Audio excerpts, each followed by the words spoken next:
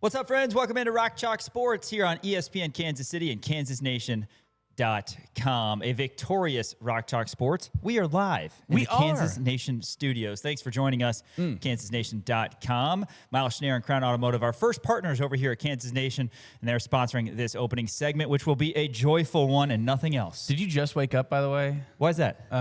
No, because the game was so late last night. Oh, my God. Yeah. Well, that was later for you. I was in bed. You were texting me. You were like leaving the field house. Yes, but I was texting you asking for a ride this morning as That's true. My wife's Jeep, which I love, absolutely love, bottom of the line Jeep. Bottom of problems, the line is hilarious. Problems That's left an and right insane is thing to on the say. fritz, believe it or not. So I needed Dan Courtwright to give me a ride to Kansas City. We Yes, that's right. visited the studios over at Sports Radio 810 WHB for a lovely meeting this morning. Yeah, I cleaned Always out my love car and getting everything extra for you. time with you. Time in Yeah. the car. It's nice. More time in the car, and then I just see you again, and then I see you at the games, and Yeah, then it's I see you again constantly- the next day, and We're then gonna I start see you on sleeping in bunk Saturdays. beds. I think we should. I think we're gonna start snoring in unison like the Three Stooges. Yeah, you know, like we should set up some bunk beds here at the studio. should. I think we really should. A little power nap if needed. Why not? You know?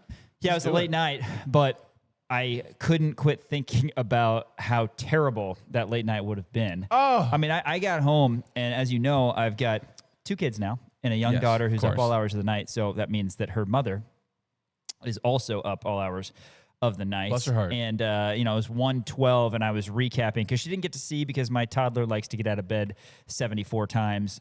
So my wife basically was tending to my toddler, trying to put her back in bed, and also had the baby. And bless her heart for real, but she didn't get to see the game. So I'm like at 1:12 last night, I get home trying to give her play-by-play of this ridiculous comeback and, just completely jazzed. And hard for me to go to sleep after that. But Yeah. I slept a lot better than I would have had the birds not come out on top. Very true. And we're gonna break that down. This is 104 to 100 in overtime over the Frogs. Talking about that here in the opening segment. Next segment, we're going to hear from a couple Jayhawks at the podium, Melvin Council and Flory Bidunga, who, Dan, they played their best ball in the overtime. I mean, we didn't hear a lot from them the majority of this game, bottom line. I'm glad OT happened, and they delivered. I'm glad you said overtime because I think you look at this game and both guys kind of had a stinker with about 12 minutes to go right after, TCU goes on an 18-1 run. You're thinking, man, this is a horrible game from Melvin. This is a horrible game from Flory. This is a horrible game from Bryson. We're going to put this one in the past. And a switch flipped, and you saw Melvin just take over in overtime, hitting some ridiculous driving shots, and Flory was getting some offensive rebounds and finishing as well. So, yeah, both those guys I thought really redeemed themselves. I think that if Kansas would have lost this game, you would have looked at those two and said, man, that was a stinker of a game from those two guys, but they really produced in overtime, and they're a big reason why they won this game. And Kansas absolutely needs them, especially with not getting a lot of production from some other guys. We'll get into that. Are you a script flipped guy or switch flipped guy? Because I think you just said switch flip. It's just so hard to tell. Flipped switch. Flip the script. Do you flip a switch or you switch a flip? You flip a switch. Yeah, because it's a light switch. It's not a light flip. Yes. Yeah. There you The go. flip of the switch. How do you flip a The script? script What- flipped why on the do you- Chiefs this year because the Chiefs had the script in their favor, and then it flipped. It's a tongue twister, man. It's tongue flavor. twister. Henry Greenstein, KUSports.com, and the Lawrence Journal World will join us in studio at 4:40. Get his thoughts on the game last night, and of course, KU football transfer portal that is heating up. 5:00 hour KU Mailbag segment. Have some great questions, of course, related to KU basketball and some other questions as well. Still have time. Find us on Twitter at the Kansas Nation. Send us a message. Send us a mention, whatever you want to do, and we will get those questions on air in our KU Mailbag segment. By the people, for the people, one of our favorite segments each week. The two-time national champion, Bill Self, he spoke post-game. He was in a good mood and absolutely should have been after that win last night. We'll hear from him later in the 5:00 hour, and then some transfer portal talk, little KU baseball news, some game picks as well to close out the show. Today's Rock Chalk Sports. Again, Miles Schneider and Crown Automotive sponsoring this opening segment. Really appreciate them. All your automotive needs, crownautomotive.com. They'll get you in the car that you need. Appreciate Miles and his team. Man, where do we start, Dan? KU and TCU. Do we want to just go through this game? I think we probably should. I think that's the way, because usually we get initial reaction. There's an easy way. You can kind of break it up into, I would say, the five beginning chunks. The beginning of each half was terrible for Kansas. TCU had stretches in this game where they did whatever they wanted offensively. They got whatever they wanted, none more so than the first 10 to 12 game minutes in the second half. But to open the game, TCU gets up 24-18 at one point. And in fact, a little bit later in the half, it was 32-26. A lot of issues for Kansas on the glass. TCU at one point was out rebounding KU 14-6. Plus, they were just playing out of their mind. They were hitting threes. They were getting way more shots than Kansas. That number evened up a little bit, and some of that is due to Kansas getting more free throw attempts in the first half. First half, by the way, Darren Peterson drew 6 fouls, and in the game, he drew 9 fouls. I mean, that just shows one way that he is so talented. But at 32-26, Kansas went on that nice little run, and I'll let you talk about the end-of-half run here. Trey White, a couple huge step-back threes when Kansas had nothing going offensively. One made it 32-29 with 4.5 minutes to go, and then Peterson hits his first three to make it 34-32. Melvin Council hits a three on a dish from Peterson, 36-35 TCU, and that kind of starts the late flurry, a 9-0 Kansas run to end the first half. After Council's three, Darren Peterson, a left-handed finish off a take that it's an NBA move. He's fun to watch. It's an NBA move. You think? My goodness. Then Trey White off a block from Flory Bidunga, a really sick finish and transition. I can't say enough about how good he's been this year. That made it 39-36 Kansas. Peterson would then miss the front end of a free throw attempt, but he gets it back and eventually hits 2 free throws. 41-36 Kansas. KU goes on a 9-0 run, and it was looking doom and gloom, and then all of a sudden you're feeling, all right, Kansas is fine, right? I mean, you're up 5 at the half at Allen Fieldhouse against a team projected to be middling in the Big 12. You're fine. And as we later saw, it was a little bit more difficult than just keeping that 5-point lead, but a nice flurry to end the first half. Yeah, and, like I said, you can kind of break this game into 5 segments, right? You have the first part of the first half, and I'm going to exclude probably the last 4 minutes of the first half.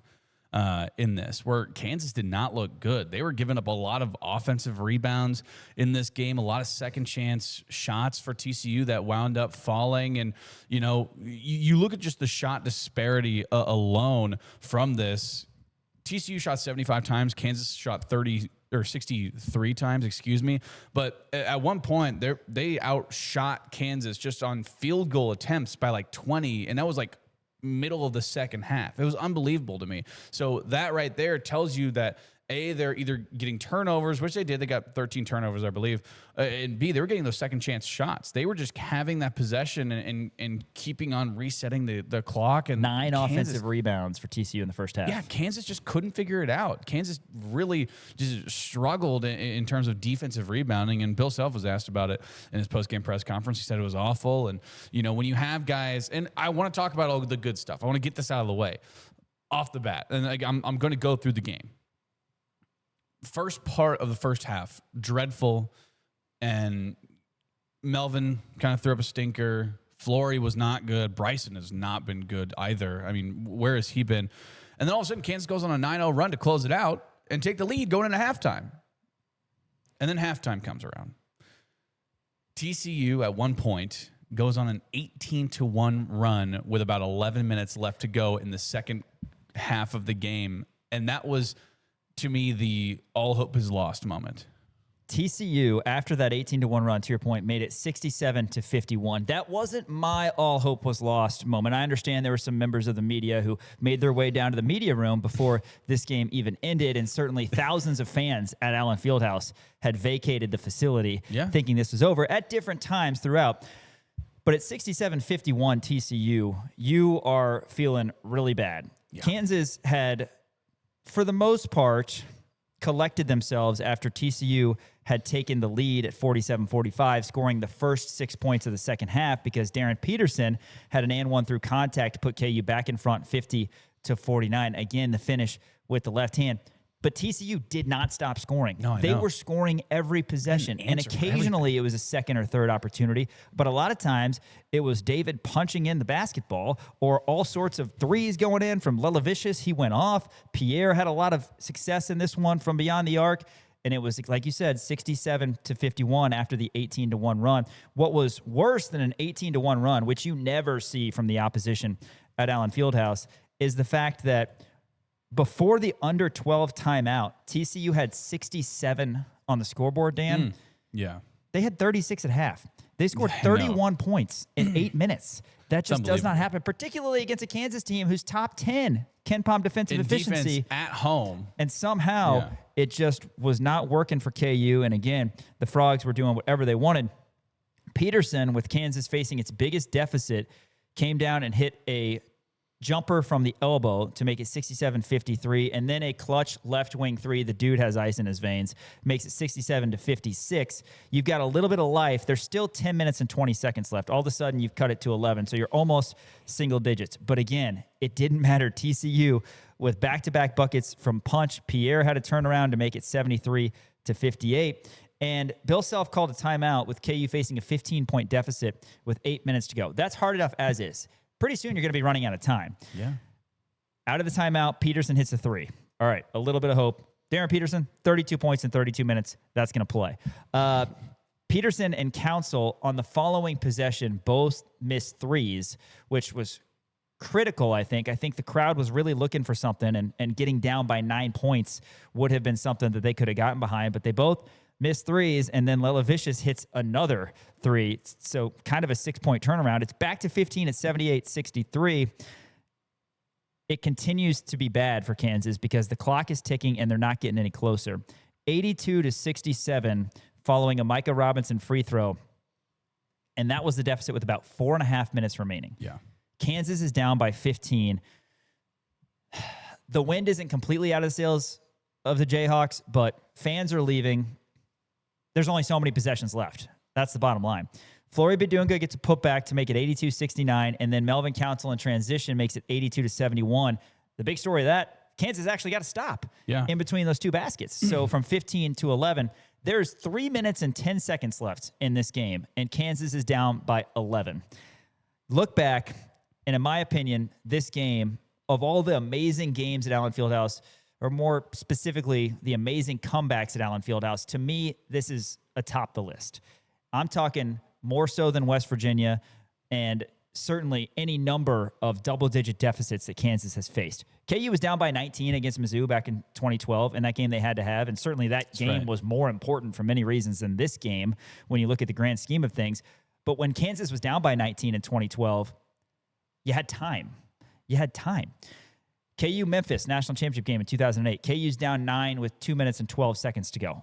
A little bit more on that here in a sec. At 3:10, Rock Chalk Video, Allen Fieldhouse events team trying to get everybody going, right? Yeah. They're getting the videos going. You're still thinking, man, there is not enough time. Down by 11. You did have Trey White going to the free throw line, hits both free throws. Kansas within 9. And then you have a little bit of hope when KU gets a stop. White hits a three. Again, it seems like he's not getting the love that he should for how awesome of a player he's been all season. That cuts it to 6 at a minute 55. A 6-point deficit with 2 minutes is completely different than a 15-point deficit with 4.5. That's 2 possessions. David Punch misses both free throws in an area where Kansas needs to get some stops. Punch misses both free throws, and Kansas is basically having a chance to continue coming back. By the way, shout out to the student section. I feel like they had a big They part brought of the it. energy. They were huge. They did. I was getting distracted by them when David Punch was shooting those free throws. There were so many big moments in this game, but at 82-76, David Punch missing the free throws. The worst moment for me, or the moment that I thought Kansas was in doo-doo, was the missed free throw, offensive rebound. Lelavicius hits the three. Yeah. 85-76 with just over a minute to go. Kansas is down by 9 points with just over a minute to go. And I say that because you talk about the 08 title game, which obviously had significant more ramifications to it. But Kansas at least had over 2 minutes down by 9. True. The West Virginia game, I had to look this up. Kansas was down 7 with a minute 25.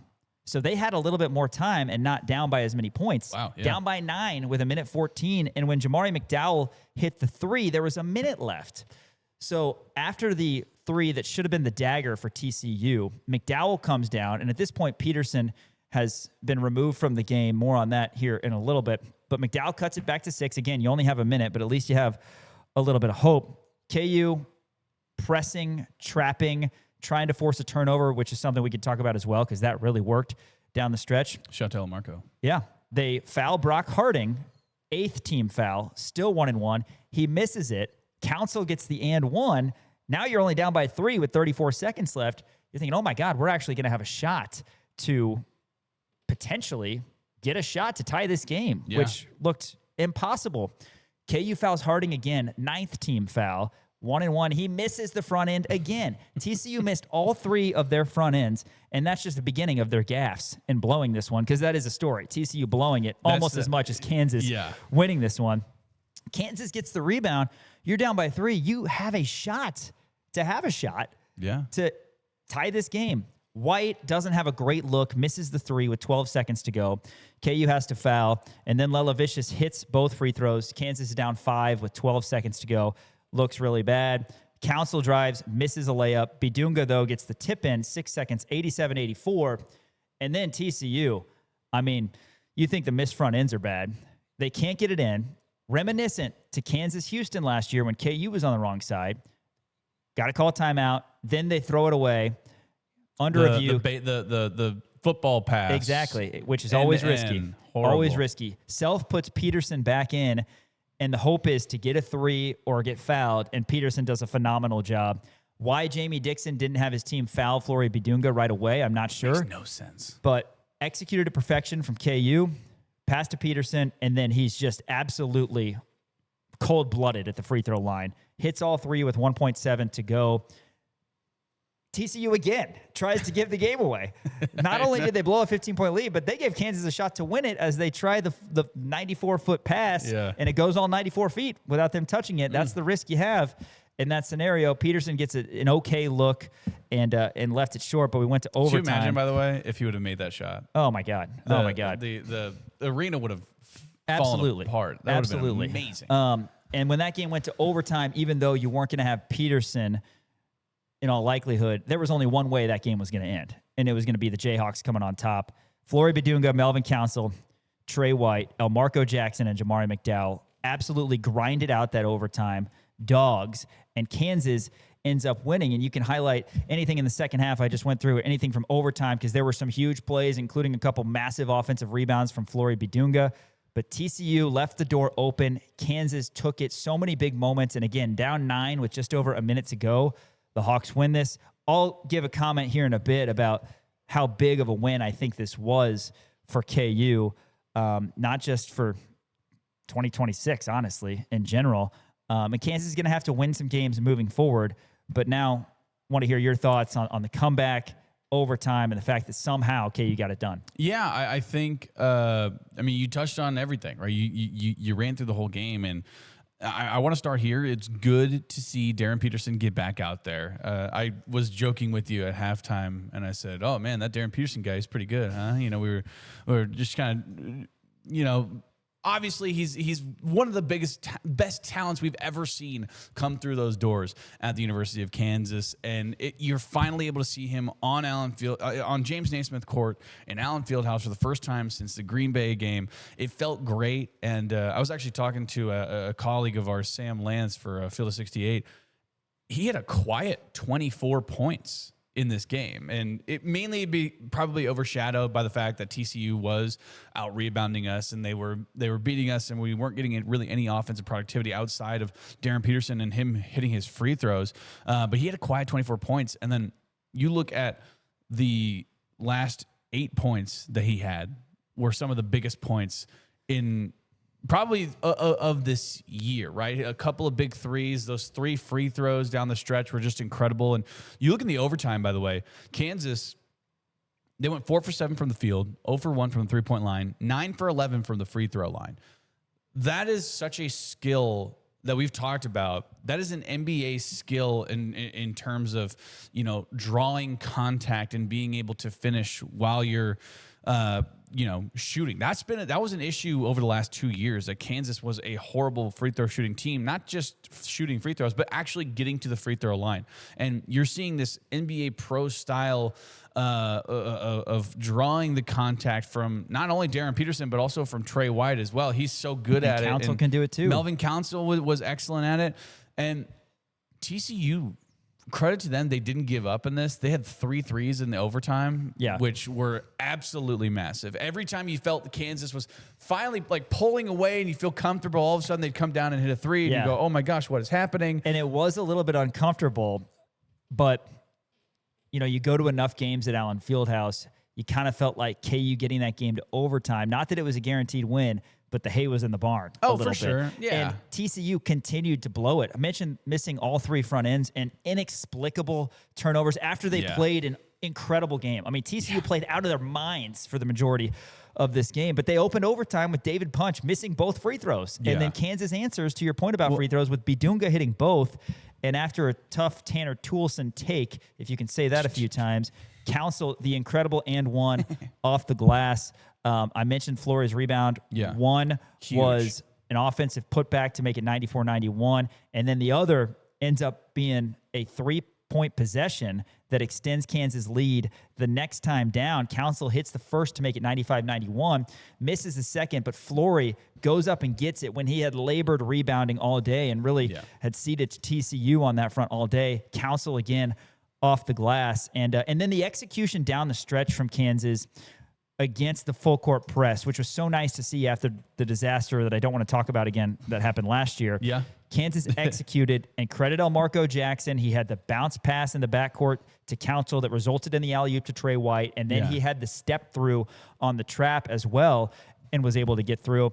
Council 2 of 2 made it 102-97 following, like you said, back-to-back threes from TCU. TCU had the 1 turnover that Jackson stole. He had 5 steals in this one, but otherwise they hit a 3 every time down. Yeah, right. But Pierre hits the 3, 102-100 with 11 seconds. And as much as I say the hay's in the barn, Kansas is going to win this game, there's still a chance you don't. Yeah. But Jamari McDowell, first free throws of the day, he goes up, hits both of them. Then you just got to avoid a 4-point play or something like that. Just the absolute heart of these guys. When fans had left, media members had checked out and gone to the media room, fans basically who were watching the game turned the game off.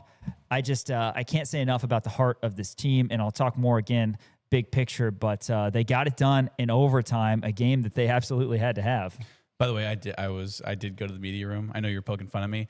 No, there were a lot, and I'm not gonna. There's some friends of the show that I'm not going to throw under the bus. But, no, for sure. And great. I mean, it's not like they didn't have the game on there, right? I went down to the media room. You got to fight for your spot, man. I had to get a good angle for the post game press conference, but I watched the last, and then I did wind up meandering my way back for overtime, which was nice. But let's talk about the ramifications of this game and what would have happened if KU would have lost. Can I have a word on that? Kansas would have been 0-2 starting Big 12 play. Darren Peterson would have had 32 points in a home teeth kicking in if Kansas wouldn't have had that 20-5 run at the end of the second half. What's the storylines going around? I'll tell you what the storyline would have been. First of all, as you said, for this particular Kansas team, you would have been 0-2 with losses to UCF and TCU, who have nice teams, but are not exactly Duke and Carolina. Right. And Kansas still has 4 games upcoming, and this was a situation where it's probably in a lot of Jayhawks fans' minds where you got to face Arizona and Iowa State 4 times themselves. Plus, you got Houston, you got Texas Tech, just an absolutely loaded conference, and you just lost to UCF and TCU. Yeah. The storyline, even though there's so much truth in this Roy Williams quote that I say all the time, which is the margin between winning and losing is so thin, but how you feel is so different.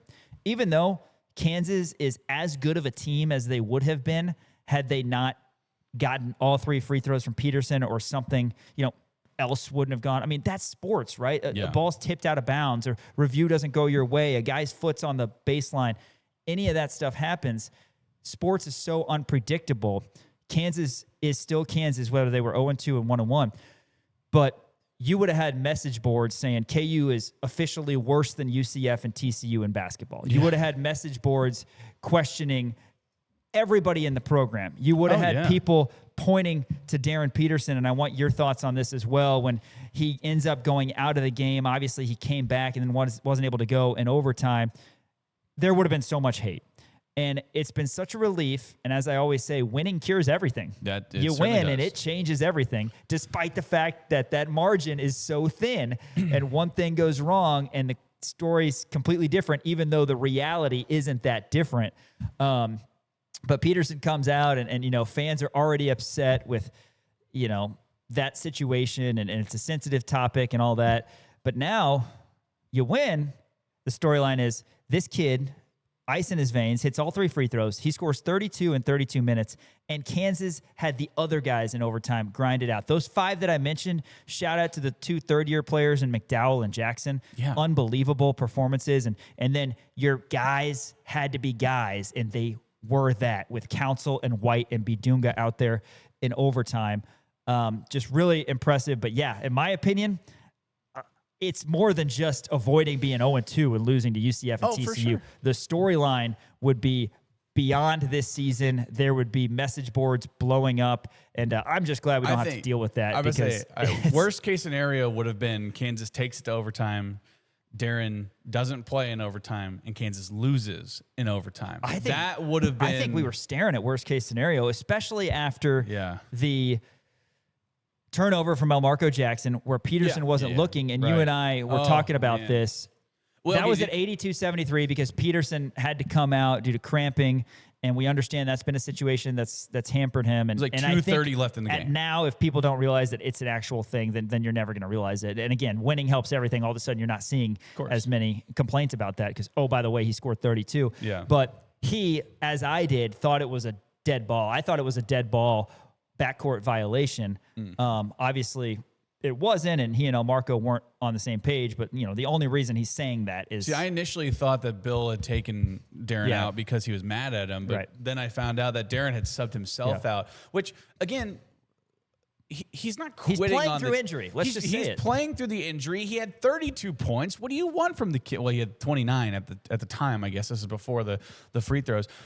What more do you want from him? You know what I mean? I get it. It sucks. But at the same time, like, he understands his limitations. He doesn't want to strain it and potentially, get injured and miss the entirety of the season and completely tank his draft stock. You know what I mean? So it sucks. I just think that best case scenario happened where, okay, you come out of this victorious. Kansas, they obviously have Melvin Council and Flory Bidunga take over in overtime. Elmarco did a fantastic job in terms of that full court press. You had everything go right to where I think the fan base shouldn't be mad, where it all could have gone so terribly wrong, and the fan base would have had a lot to be upset about. And honestly, I wouldn't really blame them for being upset about it. I totally get it, but at the same time, he gave you 32 minutes. And they stuck him back out there with 5 seconds left. And Bill Self even said this. He said he subbed, Darren subbed him out, and he was like, "Oh, did you guys have this?" He's like, "No.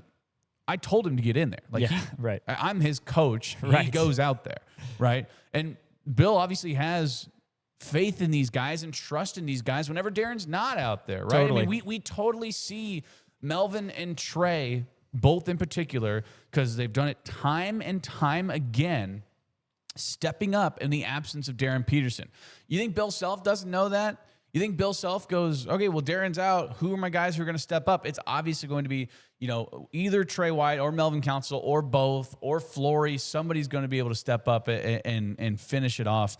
And they certainly did. And that's a testament to the coaching of, hey, trusting your guys. I am going to be rewatching this game, or at least the end of the first half toward the end many times, because it was an absolute instant classic. And ramifications for this year and down the line. Now, of course, we're so early, but it feels really good to be 1-1 compared to how we would be feeling.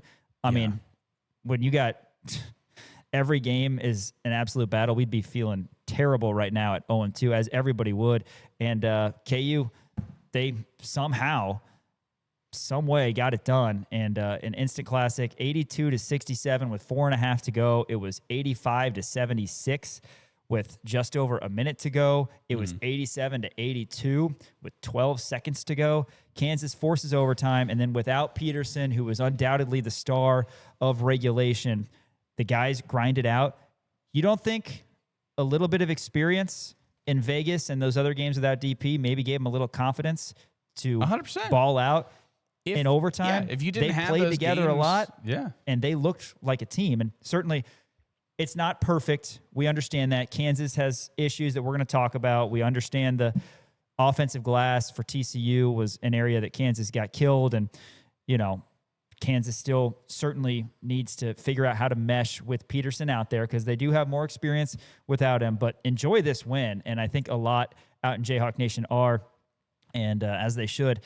West Virginia's coming up on Saturday. After that, big week, couple home games, Iowa State and Baylor next Tuesday and Friday, respectively. Got to keep putting the wins together. West Virginia's a beatable team. You got to win that game on Saturday. Sure. But just absolute elation last night over on Naismith Drive. After this, we're going to hear from some Jayhawk stars. No, we're Flory not. Bidunga. We got Henry Greenstein coming in the studio. How about that? We're not going to hear from Flory Bidunga and Melvin Council until the segment after this, but we will have the California Kid on next. KansasNation.com and ESPN Kansas City. Welcome back to Rock Chalk Sports. Sean Kellerman, Dan Courtwright here on ESPN Kansas City and KansasNation.com. Going to bring on the California Kid, Henry Greenstein, here very shortly, but want to give a big shout out to our friend Mitch Bales over at Game Day Men's Health Lawrence. Did you know that 50% of men will experience low T by the age of 40 and 60% of men will experience ED at some point in their life? They can help you out over at Game Day Men's Health Lawrence. A 3-step process. They'll draw your blood. They'll make sure you feel comfortable. And the first visit is completely complimentary. Game Day Men's Health Lawrence is the place to be. They're sponsoring this segment and great partners of us over here at Kansas Nation. So appreciate them. All right, let's bring on the pride of LJWorld.com, KUSports.com, Henry Greenstein. Henry, man, I hope you got some sleep last night. What an unbelievable game. I don't know if you had a chance. I'm trying to think back since you've been on the KU beat. Have you had a game like that you've witnessed at Allen Fieldhouse? Because there have been a lot of crazy comebacks, but I don't know in the past 2 or 3 years if there's been one just like that. And I just said all the years I've been going to games, down 9 with over a minute. That's never happened before. Incredible resolve. A lot of things went right for KU. TCU completely left the door open. KU took full advantage, and what a win. Yeah, I don't know that I've quite experienced the magic of Allen Fieldhouse to that particular extent. I mean, when you think back on the last 2 seasons, there certainly was not a triumphant home game moment last year. And then the year before that, closest you get is UConn, but that was just kind of a hard-fought game. KU was down like 5 in the second half in that one. It wasn't exactly a dramatic comeback so much as just a hard-fought win over a marquee opponent. Same deal with the Houston game that same year where they shot like 72% in the first half. Yeah. Oh, yeah. But, yeah, this was in an entirely different tier. Just a truly unbelievable game to witness. A sports writer's nightmare in the sense you have to rewrite your entire story with in the dying seconds. But on the other hand, the way things unfolded in overtime, it at least seemed like KU was going to win for a solid enough period of time that it wasn't too bad to rewrite. Yeah, that's true. So that helped me out a little bit. But, I mean, so many things to talk about. I think you already mentioned this, Sean, but, I mean, when Vicious puts them ahead 9 with a minute and 15 seconds left, there's no hope. The game should be over. Yeah. I was one of the few media members who went to the media room at that point. Yes. I made my way back. So you did? I meandered my way. I watched a couple of, I watched a little bit of it. Oh, okay. Yeah. And overtime. So props to Jamari McDowell for knocking down the 3 immediately after that. And then Vicious puts them ahead by 5 with 12 seconds left. The game should be over then, too. But, the play that seemed to be one of the biggest ones everyone was talking about afterward, where the inbound goes off punch. By the way, I have a whole tangent I can do about punch in this game. But, oh, my God, yeah. But and then, of course, DP comes in for 5.4 seconds, makes the 3-time free throws, misses the potential game winner. Can you imagine if they had won that straight up in regulation? Oh, my God. Oh, my gosh. But it was pretty clear that the momentum was on their side, and they'd be able to carry through with or without Peterson in overtime, and that's exactly what they did. I mean, so many things we can talk about. I guess I'll just give my little punch tangent here. One thing that people will no doubt take away from this game, regardless of the outcome, is that KU needs to be a lot better in the post.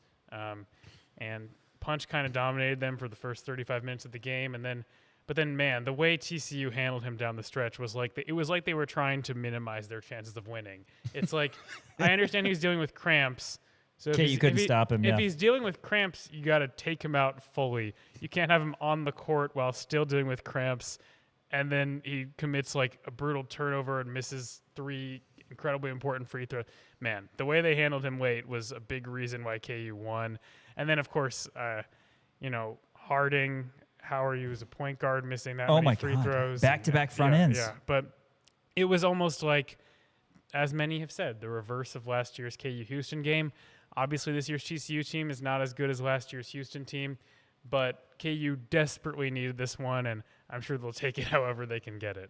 Well, and we were talking about kind of alternate storylines, I guess, if you will, if Kansas would have lost this game. And some of these will still be valid. Yeah, 100%. Right. But, like, you know, if Kansas gets their teeth kicked in and they don't make the comeback, right, then that's one storyline, and there's a lot of different headlines. And, you know, obviously Darren sits out all of overtime. If Kansas takes it to overtime, Darren sits out, and Kansas loses in overtime. That's its own storyline in and of itself. I want you to talk and kind of expand on Darren Peterson and his role in this game, because kind of an interesting, you know, he had 32 points. Well, he had 29 points at this point. Takes himself out with about 2:30 left to go. Comes back in in 5 seconds, puts up a shot, gets fouled with a 3, makes 3 ice cold-blooded in his veins, just free throws at the end of regulation. Doesn't play in overtime, but you talk about how Darren Peterson played last night. And that's another quick thing I'd like to mention, as long as I'm just criticizing TCU. Flory was out on the perimeter there for a solid 2 seconds. Why gotta, didn't they foul Flory? You got to foul him. I mean, of all the gaffes that they have, it's hard to put into words. Granted, this is just something that has to happen for a comeback like this. It's got to be both execution on your end and lack of execution. Yeah. But you look, they missed all 3 front ends. I can't remember the last game where a team did that. Giant of course, choke job. the first one, they get an offensive rebound and hit a 3, which is the biggest gump punch, in my opinion, in college basketball. And then they missed the other 2, but then they got to call the timeout. They have the turnover with 5 seconds left. Then they foul a guy shooting a 3 after not fouling, and then they turn it over again. I mean, it's inconceivable. I know. But to Dan's point about Peterson, this was more like, we still haven't seen 100% Darren Peterson. Right. Which is scary. Frankly speaking. But this is more what I envision with drawing 9 fouls. I mean, Self likes to talk about guys who can foul out an entire team. I believe Peterson could be one of those. And we know he's a knockdown shooter, and he's displayed that. He wasn't one yesterday, so it's especially important that he unlocked that other portion of his game. Obviously, the storyline continues because he wasn't able to be in there for the most important moments, and KU came back without him, essentially. But he did make arguably the biggest play of the entire game. So it's a very complicated outlook. I mean, this is a guy who scored 32 points in 32 minutes. That doesn't seem complicated when you look at it on the face of it. But the discussion will no doubt continue.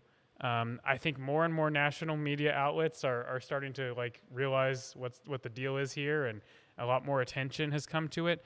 At a certain point, you just cannot rely on him to play a full game until he's shown that he's able to do so.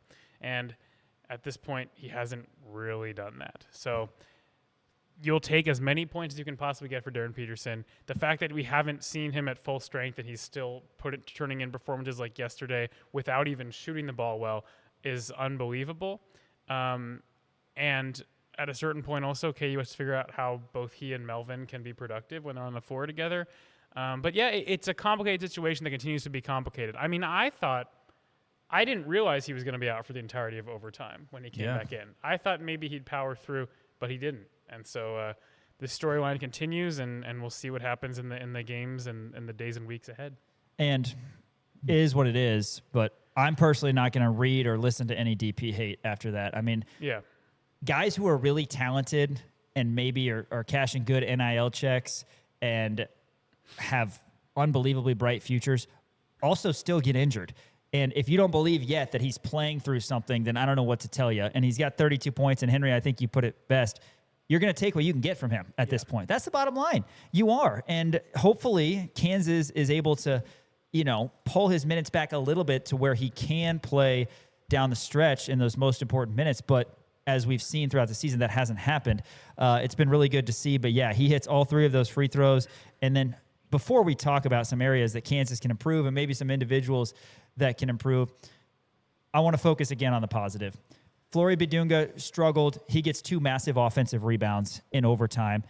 And then Melvin Council, a guy who it seems like has been there, done that. He looks like a 3rd or 4th year Kansas player. He's playing like a senior. Trey White also. These guys, yes, they're veteran players. This is their first year at Kansas, though. 22 points, 5 boards. He had 2 huge step-back threes when Kansas had nothing going offensively in the first half. He had that athletic, acrobatic finish after a Flory block in transition to make it 39-36. He hits his free throws. He's just such a good player. And then the other 2 guys that were out there in overtime, El Marco gets 5 steals. He's maybe not going to, steal the headlines, and neither is Jamari McDowell, but those guys are out there, and I'm just so happy for them in their 3rd year here at KU. Those guys grinded it out, and that's the type of team, these are the type of players that Jayhawks fans love. They're going to need more from other guys, and we'll always break that down and talk about it, but those guys got it done, played for the name on the front, and how impressive were all those guys? Yeah, and Self said El Marco was his player of the game. He said afterward, right. And that's high praise considering some of the performances you just outlined from guys like Peterson, White, and Council. But there's a case to be made, certainly. That steal on the inbound, if you think about it, Melvin had just gone 1 of 2 from the free throw line. So it was a 3-point game and TCU had the ball. If they tie the game there, the entire complexion could have changed. Instead, it was kind of because Pierre just had the ball slip out of his hands trying to pass it in, but still, Marco had the presence of mind to grab it. That was a huge play. And the other thing Self mentioned was his ability to step through a double team. And he makes that pass where Pierre almost steals it, but Melvin's able to secure it and get across, and that leads to the lob dunk to Trey White. So Marco played a huge role in setting up 2 of the biggest plays in overtime. He's honestly been known to do that. He's had a couple moments in his career where he's made a huge play late, regardless of whatever's happened in the remainder of the game. You think about the tournament game against Samford his freshman year. So I have a potentially bold prediction, which is I suspect that either he or Jamari will be in the starting lineup on Saturday. And we can talk more about the 2 big situation, how it's not really working a whole lot right now. But I think those guys, Bill Self values defense and cohesion so much. And I think right now, not necessarily earlier in the year, but right now, KU looks more cohesive when it's playing 3 guards, Trey White and Flory Bidunga. And I want you to ask your next question, but the first half, how obvious was it that Coach Self was just looking for answers on who to be that 5th guy out there? He tried Rosario, he tried Tiller, he tried Dawson. Dawson actually was out there during the late run for Kansas. I don't know how many times he actually touched the ball, but he was out there. He tried Sami's Calderon at some point. He just couldn't find the answer, and then it somehow clicked. And to your point, those program guys, they were huge. Dan? Yeah, 100%. And I wanted to talk – I want to expand more on the Kansas Bigs because Bryson Tiller – is not what we thought he was going to be, at least after maybe like 4 games into the season, right? Because at the beginning of the season, you go, oh my gosh, we have this, diamond in the rough, this hidden gem, which I don't know if it was really a hidden gem. He was a McDonald's All-American and a top 20 player, but everybody just kind of forgot about him. Well, he didn't get the chance to be because he enrolled early and he was hurt. Exactly. So I think he was still a hidden gem. But, this is how it goes with freshmen. They have periods where they look like the greatest things in sliced bread and then they plateau. And we saw the same thing with Flory last year. I have faith that Bryson will return. Sorry, I completely cut you off before you could even say what your question was. But I have faith that Bryson will take another step forward. But right now, he is really struggling on both ends of the floor. Teams have started attacking him on the defensive end. They've realized that they can switch a guard onto him, and that's their best way of getting a bucket against what is otherwise a really tight defense. And there was a time where he was hanging pretty tough, but it really feels like since Big 12 play started, that's been a huge issue. And he's had a lot of open looks. He hasn't converted. So I think maybe a step back could be good for him. Yeah, for sure. And, Flory hasn't really looked the same either. And it's just been with the Kansas Bigs, you have to kind of question like what is going on with them because Flory's put up a couple of stinkers and he was great in overtime, right? He had a couple of those big time offensive rebounds, but I mean, the post feeds just were not there. He was getting completely swallowed up by David Punch and by everybody. And they had a ton of blocks. I think Punch had 5 blocks on the game. Yeah, he had 5 blocks in the game. They had 7 total. Just the Kansas Bigs, they're just not playing big enough. And this goes back to something early in the season that Bill Self had commented on. Do you think that they've kind of, regressed since that moment where they got better and then now all of a sudden they're not playing as big as they need to be? Do you think, Bryson Tiller's probably going to come off the bench and be that backup 5? Do you think that he's still going to play the 4 spot, I guess, if either El Marco or Jamari gets in the starting 5? I mean, they have to play him a lot. He's extremely technically skilled and, and has a really high ceiling. But I do think it would be worth a try going with the kind of, it's not really 4 guards because Trey White's listed as a forward, and they're going to have him defend forwards if he's playing the 4, but it's more like a 4-guard lineup. I think they need to give that a try for a little bit, just because I'm not sure that, I think a lot of their defensive regression in the last 2 games is tied to teams trying to take advantage of their switching 5 by targeting Tiller. I was gonna ask about that too. They at least need to throw a different look out there. I think that this team is athletic and should be a switching 5 team, to be clear. I don't think they need to go back to that different kind of ball screen defense they were doing with Hunter Dickinson as their center or anything and just stick to the 2-big basketball just because. I'd rather see them go with the defense that's gotten them to this point, but maybe try some different personnel in doing so. Yeah, and I personally had some time to reflect on this. I actually got a text from one of my buddies regarding Tiller. We're all guilty of it, and a lot of it is legitimate. But he's taken a lot of flack, in my opinion, because he came out of the gates so hot. I mean, he's draining threes against North Carolina. Yeah. He had a baseline dunk against Louisville. He hasn't played as well, but also he's a freshman just like Cole Rosario is a freshman, right? And maybe we have a little bit of a longer leash for Rosario because he wasn't here in the second semester and because he didn't have that stretch where he was really hot. I think it's clear for Kansas to be the best version of themselves. I've said this before. They need both of those guys, in my opinion. But Tiller is being attacked on the defensive end, no doubt about that. I don't have any doubt that he's going to get there. He looks like a raw freshman big. That's what it is. Who's really talented and, just hasn't put it all together yet. So I'm excited for him. I completely agree. I wouldn't be surprised if either El Marco or Jamari is put in the starting lineup because they play with so much poise. They're self guys. Again, third-year players. They know the system, all that. And the 2-big lineup hasn't quite been there. But Kansas overall has to be better defensively. And then on the glass, Flory kind of saved the day toward the end, but he was getting beat. Bill Self said he wasn't jumping for the ball.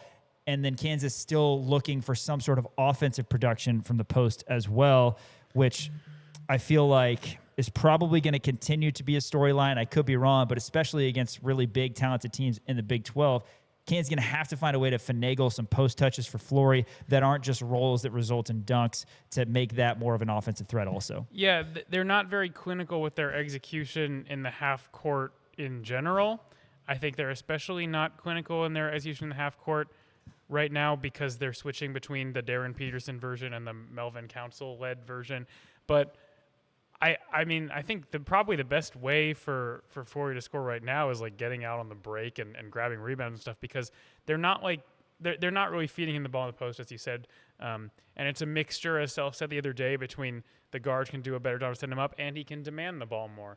But it just doesn't feel like he's really setting himself up to get deep touches. It feels like when he receives the ball, he's either at a weirdly sharp angle or weirdly far away. And just hasn't quite worked out yet. And maybe it's something that will come with time. Maybe it's a product of matchups. And we'll see as he takes on teams with different styles of big man, if there's certain kinds he can take more advantage of.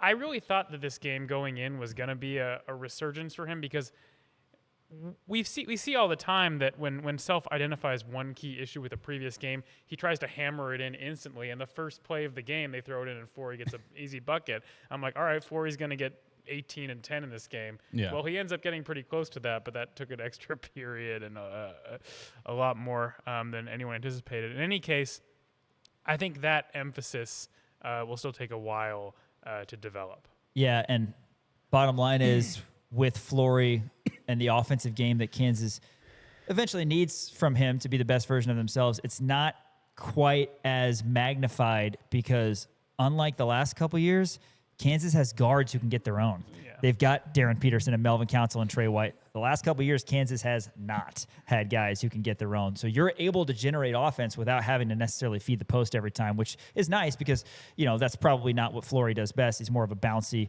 quick twitch, offensive rebound, on the offensive side type guy. But a lot of excitement. KU, West Virginia, Saturday at 11 a.m. West Virginia is not going to finish in the top half of the Big 12. In my opinion, I could be wrong. Who knows anything at this point, but would be nice to get a road win there. A lot of transfer portal stuff for Kansas football. Dan, why don't you throw it to Henry here because there's been a lot of moving pieces. Yeah, I mean, just from today, really, I want to talk about the running back from Syracuse, 558 yards on last year. Another depth piece for that running back room. I believe it is, how do you pronounce it? Yassine Willis. Yassine Willis. Also, David Santiago actually committed yesterday during the KU basketball game. By the way, why sure. do people do that? Commit during basketball games? If you want to get the maximum attention on your decision, don't commit during. That's my advice from your friendly neighborhood. Do it like on a Wednesday morning. And check when Coach Self's press conference is and make sure it's not during that either. Right. Exactly. But you're keeping Henry Greenstein from getting his beauty sleep. It's not even, but it's not even about me. It's legitimately like if you want to be a big news item, don't announce your commitment in the middle story of the day, do it on a Thursday. Yes, as long as there's not a basketball game happening at that exact moment. But yeah, I'm excited about Yassine Willis. I think he's one of the best acquisitions they've had thus far of the 11 to this point.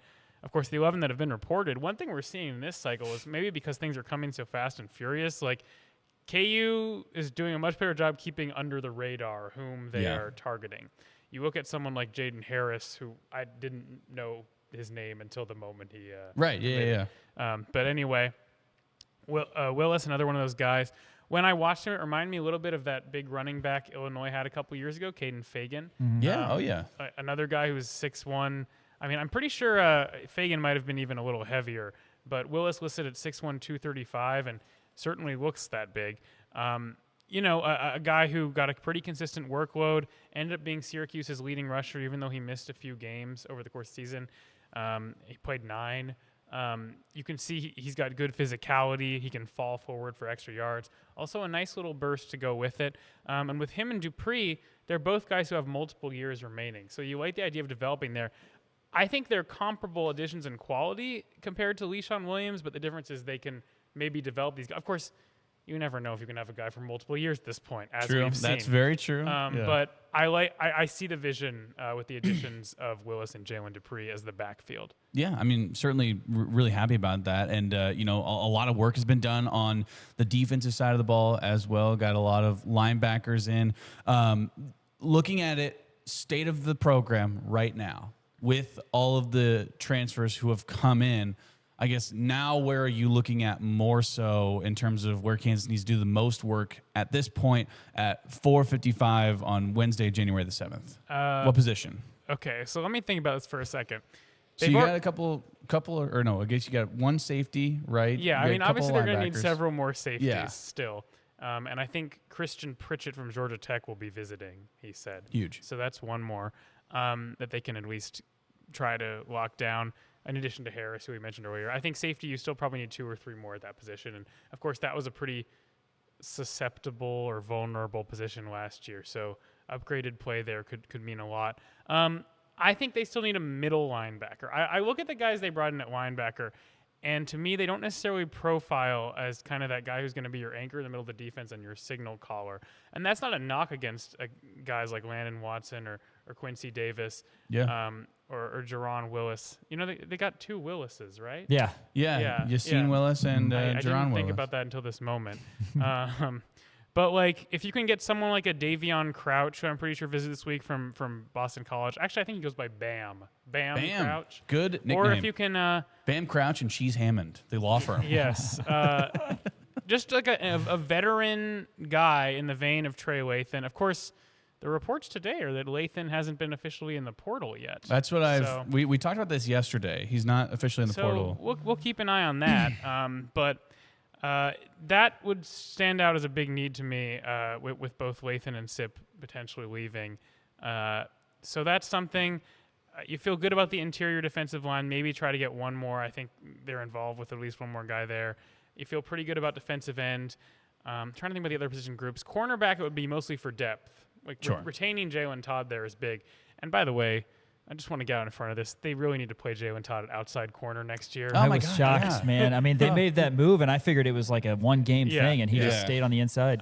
So I guess besides middle linebacker, the main thing I would say beyond that would be wide receiver and tight end, just pass-catching guys, because they haven't done a whole lot of work there. Of course, there's some stuff floating about today about a potential transfer receiver and some tight ends who have been lined up to visit as well. So we may have news there sooner rather than later. But you want to make things as easy as possible on a first-year starting quarterback. And those guys, KU maybe hasn't broken through in the same way it has with other position groups yet. The speed dating of the college football transfer portal. Henry Greenstein, KUSports.com, LJWorld.com. Got to get you out of here, but first, haven't asked you yet about Andy Kotelnicki coming back. I mean, 2023, Kansas football won 9 games and had a top 10 PFF graded offense under Coach Kotelnicki. He comes back as the associate head coach. Of course, we'll be working with offensive coordinator Jim Zebrowski as they did back in 2023 and the years prior. A lot of prior experience with head coach Lance Leipold. Your excitement and how excited should Kansas fans be about this? Because the KU football offense that we saw the years under Kotelnicki was really exciting to watch, executed really well. Yeah, they got the band back together. It didn't necessarily seem like they were going to do so for a while, but they did it. I think there's a lot of reason for excitement. You know, and this isn't a knock necessarily on Jim Zebrowski or Jeff Grimes, but as much as we heard about keeping the offense the same year over year, it wasn't. Yeah. You know, like they each put their own stamp on it. And while they still did a lot of motion, I just don't think the creativity in terms of formational stuff and play calling was there in the same way it was in 23. I think it would be hard to argue with that. Like, they still had a fair number of creative packages, but when you think about, like, you know, the sweep they ran against Illinois in 2023 where they had half the offensive line out on the – yeah, man. like when did you see things like that in 24, thing 25? of beauty. So there's reason to be excited about that spirit of creativity coming back to Kansas. I would urge people to temper their expectations because we don't know how the division of labor is going to work out. No, I'm not going to do that. No. Yeah. Like, you have I've referred to it as the possibility of a too many cooks situation. In the reality, it's the same number of cooks. Like, you still have all the same guys that have different titles between Kotelnicki, Zebrowski, and Melvin. That's true. So it's not really too many cooks, but you have a guy who was your offensive coordinator and is still your offensive coordinator, and you brought in an ambiguous, amorphous associate head coach. What does an associate head coach even do? And we know usually these titles don't really mean a whole lot. Like, when you think about past times that guys have gotten promotions on the KU staff, and it really doesn't affect a lot of their daily responsibilities. So I don't know how this is all going to unfold. We'll undoubtedly get detail in some forthcoming press conference, I imagine. But TBD, but reason for optimism. Yeah, associate head coach is the title. I got a feeling he's going to have a little bit of a thumbprint on the offense of Kansas here during his return. Andy Kotelnicki, exciting. Henry Greenstein, thanks again for coming in. KUSports.com, LJWorld.com. We'll see you next week and talk hopefully about another exciting Kansas basketball game. They've got Iowa State on Tuesday, but got to beat West Virginia Saturday. So have a good rest of your week. Yep, my pleasure as always. All right, Henry Greenstein joins us here. Rock Chalk Sports, KansasNation.com, and ESPN Kansas City. What an unbelievable win for KU basketball last night. Down by 16, down by 5 with 12 seconds left, down by 9 with a minute 14 left. They get it done in overtime, 104-100. Did you know that KU is all-time as a program undefeated when they score 100 or more? 121-0. Yeah, right? Unbelievable. Oh my gosh. 104-100. KU over TCU. When's the last 100-point game at Allen Fieldhouse? At Allen Fieldhouse? We didn't have one last year. There's no way, right? Oh, no. We need to look that up, though, because obviously the triple overtime game was 109-100. Yeah. But that was, I mean, we 10 certainly years had, ago. we had, I mean, I'm sure we had one in 2018. I'm sure we had one in 2020, 2022. Yeah. Good trivia question. Good trivia question. We're going to hear from Melvin Council and Flory Bidunga at the podium postgame. But first, don't forget, all your Kansas needs, kansasnation.com. Wow, Sean, thank you for making that so organic. KansasNation.com, and be sure to follow us on all of our social media platforms, Twitter, Instagram, and TikTok at The Kansas Nation. Facebook is just Kansas Nation. Check us out on YouTube as well. Be sure to subscribe and like all of our stuff. That's where we put all of our shows. And as always, be sure to check out KansasNation.com. We're live from 4 to 6 every single weekday on KansasNation.com. Right there on the front page. You can watch us live on kansasnation.com. So be sure to like, subscribe, follow us everywhere on all of our social media platforms and Spotify and Apple Podcasts. Anywhere you get your podcasts, you can find the audio versions of our shows, as well as Haney and the Hawks, Legends of Kansas with B-Mac and Chris Harris, the Timeout with Tyshawn Taylor podcast, and so much more heading your way. Melvin Council and Flory Bidunga post-game, the emotional win. Guys were down 10 with 3 ready to go, and you come back overtime. It's just game number 2, but you're on the verge of dropping 0-2. How significant is this win, and how elated are you guys to get it done? I mean, it really happened in the huddle. Me and Flory, we got into it, and ever since that, we just took off. This team can do a lot of things when we all focus up and stuff like that and communicate, and it shows that we got fight and grit. You obviously, both of you came to Kansas to play games like this. What does it mean in front of this crowd to do it the way it was done? I mean, it's Kansas. I feel like we have to get ready for anybody, because when people come over here, they feel they want to beat us, So we get out to best shot for everybody, and then, we just have to embrace it. And then I feel like that was one of them games, we were down, but we keep fighting through, and then, we ended up winning the game. So that's a big accomplishment. What were you guys saying to each other in the huddle? I don't think I could say that, but I was getting on him and stuff like that, and yeah. That's an inside. Yeah. School. Yeah. Just like generally. For sure. Yeah. Okay. And about when did that happen? I think we was down. I think we was down like 8. Yeah, we was down bad. Yeah, I don't know what the score was, but we was down. Okay. And Melvin, what was your mindset in that overtime period? I got to take over. I called us the UCF game. Should have took over that game, but we can't get that game back. But I got to just move forward one game at a time. But I had to just take over and win it. And just lastly, for either of you guys, what was it like seeing DP come back on the floor with 5 seconds and then draw the foul and make free throws? Amazing. Man, he made them 3 shots who got us back to the game. So that's a big time for sure. For either one of you, that play that was drawn up to get the ball to him, obviously, Flory, you caught it. What was the play in the huddle, and did you execute what you drew up? Yeah, most definitely. It was line 3. Oh yeah. I don't know. No, You don't know the play? Don't stress. Okay. It was line 3. We worked on that I think it was in practice. Yes, it was line 3. That was okay. I should, get it. That we're looking for 3 since we're down, and then ending up DP cast the ball, and then everything worked out perfectly. You didn't think about shooting it? No. Don't even. I answered that for him. No. I asked because I saw you working on pregame. 100%. I've been there nights and day. 24 hours. So I take it next time. I'm just saying. Melvin, any of you guys, both of you, any of you guys say anything to Darren before the free throws, or just? Oh no. There's nothing to say to him. He ice cold blooded. He got it. He got it. But I was pretty mad when he missed the 3 in the corner to win it.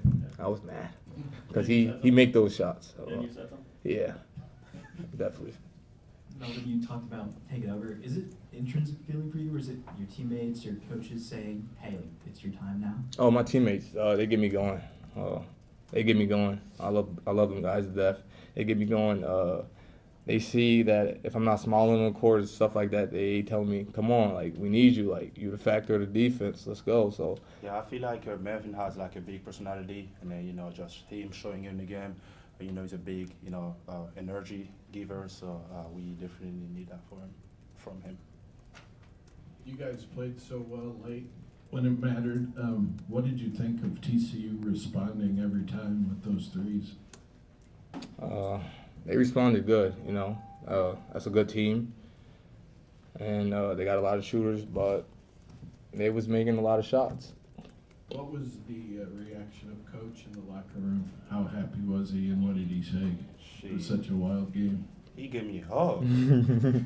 I was like, "Is that you, bitch?" You know what I'm saying? But Yeah.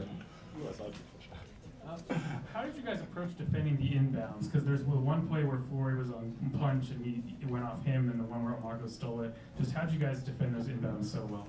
Oh, I was telling Marco that, when we was in Vegas, we was down 12 to Tennessee. I was telling him, like, yo, come on, like, we got to lock in. Because me and Marco the best defense player, so when he go, like, it's fun to watch him.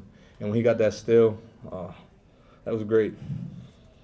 Flory, TCU had a lot of offensive rebounds early, but then in overtime, you had two massive ones. Talk about the putback and then the one off the missed free throw to enable you guys to get the possession still.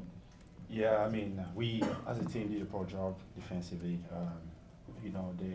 They beat us on that, obviously, but I was just trying to get back at it. At least I know I give up some offensive rebound, but at least trying to save myself or grab one or two, and then that's like what I was thinking about basically.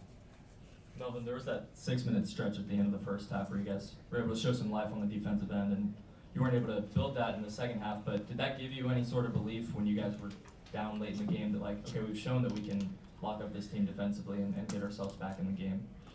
Yeah, most definitely. Like, as players, we don't want to keep hearing coaches saying the same thing, and sometimes we got to just change it, and that's what we try to do.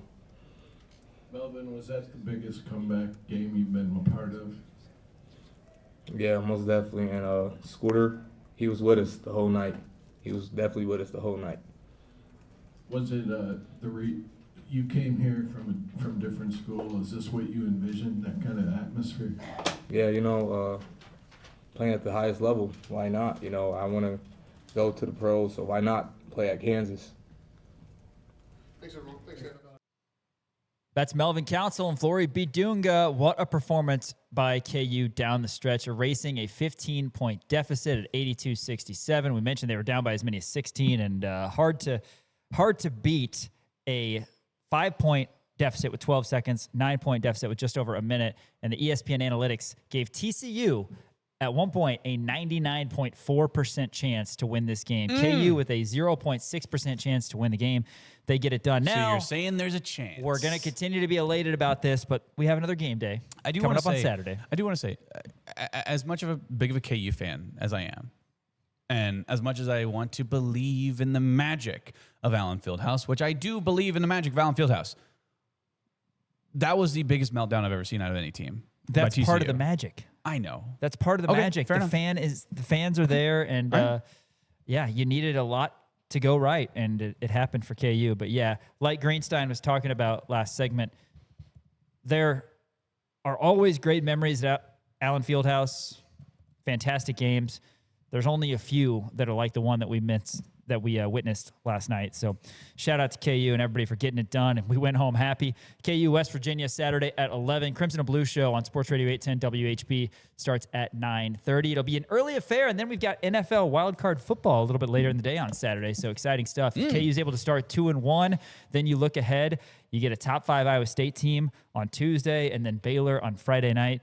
Could be a stretch. And as I've said this before, I said this last night at the postgame locker room show, as bad as the loss to Houston was last year, and I feel like that Kansas team never really recovered from it because it was such a gut punch, flip it. I mean, this could be the game that Kansas looks back on, and we're going to hear from Coach Self a little later because he alludes to it as well. This could be the day that Kansas really became a team. Special scenes in the locker room, special scenes, of course, the crowd, the guys after the game, kansasnation.com if you missed any of that. After this, it's our KU Mailbag segment sponsored by Crown Automotive, Rock Chalk Sports, kansasnation.com, and ESPN Kansas City. Hey, over on South Iowa in Lawrence, you can visit Crown Automotive, some of our favorite people here in Lawrence, and our first partners at kansasnation.com. Dan, you live over there. Tell us about Crown. I would love to, Sean. I do live right over there. I pretty much have a bunk in the Crown Automotive sales room. It's a cot. Nice. It's attached to 2 mirrors. One of them's on a Camry, and one of them's on a a Jetta. So Nice. it's just it's Works a out nice little perfectly. hammock. It's perfect. No, shout out to Crown Automotive though. They were our first partners here at Kansas Nation. Really, really appreciative of that partnership with Miles Schneider and Crown Automotive. Toyotas and Volkswagens and new Toyotas and Volkswagens, two of the best cars you can buy, honestly, in terms of longevity, in terms of safety, in terms of just everything, right? They're just great cars. And they have a whole line of used cars as well. So they'll make sure to get you in the car that fits your lifestyle. So check them out, crownautomotive.com. By the people, for the people, the KU Mailbag. Dan, who's starting us off today? I would love to start this off with Berg. Berg. Okay, so you're going to have to put your coaching hat on for this question. Okay. Berg asks, how do we fix our defensive issues during Big 12 play? I like this question. Is down to 12th in Ken Palm defensive efficiency after last night. That is still a top 12 team in the nation in terms of defensive efficiency. They're really good on defense. And I think it's probably not talked about enough how high of a ceiling Darren Peterson has on the defensive side of the ball. I think he's really good getting in those passing lanes. He's getting a lot of blocks. Now, a big question that was being asked yesterday was the 1 through 5 switching, and how is that benefiting us? Just because we can doesn't mean we should, that type of thing. Where do you stand on the 1 through 5 switching as opposed to maybe just changing it to something else? Opponents are attacking Bryson Tiller. That's right exactly now. what. And Yes, David Punch really had his way. Honestly, it didn't matter who was guarding David Punch last night. he was so good. Tried Samis Calderon, tried Flory Bidunga. Punch was awesome.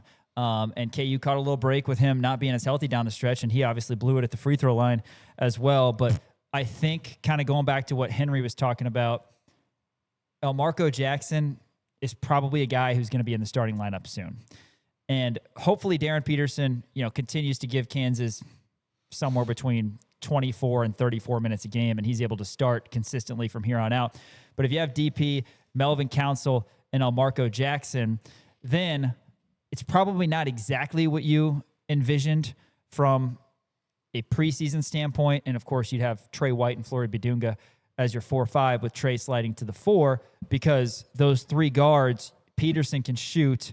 Council has really come on, but Council and Jackson, that's not what they do best, right? Yeah. And I think we naturally in the preseason slotted in Jaden Dawson or Cole Rosario, who actually did start this season as a starter. We naturally slotted those guys in because you said you need some shooting. And I think that you will give up a little bit of shooting in theory, but also those guys haven't hit shots that you needed to. So you might as well ride with the defense. Obviously, it's been Bryson Tiller now for the better part of a month and a half. Tiller, I don't think, is doing enough offensively to warrant being out there. Perhaps he'll get out of his funk on both sides by coming off the bench. I don't think minutes will change in a big way, but I do think that switching 5 is still a good way to go for this Kansas team because you have athletic bigs, particularly Bidunga, who had a couple really good defensive possessions against the smaller TCU guards yesterday. But yeah, I think inserting Jackson, giving Jackson a little bit more minutes could be huge. And Elmarco's not a perfect player either. We know that he labors at times offensively, but 5 steals, that's going to play. And again, I think you have a little bit more flexibility. And this isn't a stab at Tiller.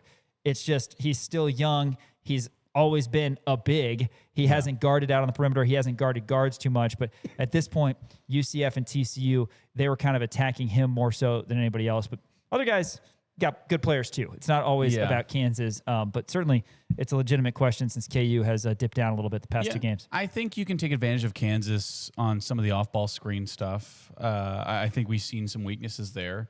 Especially there's one game, I want to say it might have been North Carolina, where they were just taking advantage of that and a lot of back cuts and, it was just good ball movement in general. But Kansas, I mean, right now, like we said, they still have a top 12 defense in terms of defensive efficiency in the nation. I think they're fine. Rebounding is a part of the defense. Yeah, they absolutely need to just the first, because Bill Self always says this, first shot defense even is when great. Kansas defense has been good, Coach Self was talking about first shot defense because, and whenever I'm watching games, and this is me naturally worrying as a KU fan, I never say, okay, let's get a stop. I say, let's get a stop and a rebound. Yes. Because you have to get the rebound to secure the stop. And 31 points in the first 8 minutes or so of the second half for TCU, who's not exactly the Harlem Globetrotters out there. You know, no disrespect to them.